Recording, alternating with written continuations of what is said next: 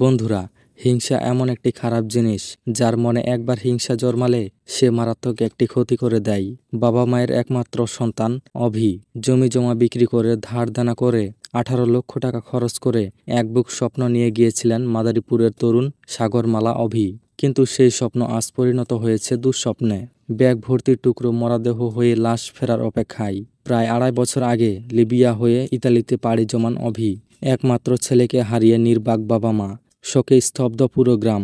গত 1 বছর ধরে ইতালির পেরোজিয়ার স্পলেট শহরে একটি রেস্টুরেন্টে কাজ করছিলেন মাদারীপুরের রাইজোর উপজেলার সাগরমালা অভি। পরিশ্রম ও রান্নার দক্ষতায় কিছুদিন আগেই সহকারী শেফ থেকে প্রধান শেফে পদোন্নতি পান তিনি। কিন্তু গত 19 সেপ্টেম্বর থেকে তার কোনো খোঁজ খবর মেলেনি। আত্মীয়দের মাধ্যমে খবর পেয়ে প্লটে এলাকায় একটি কালো ব্যাগ উদ্ধার করা হয়।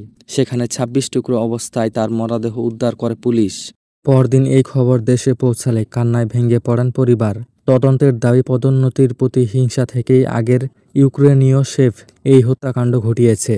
ধার দেনা ও জমি বিক্রি করে একমাত্র ছেলেকে ইটালিতে পাঠিয়ে এখন সর্বশান্ত হয়ে ছেলে হারানোর বেদনায় কান্নায় ভেঙে পড়েছেন মা বাবা।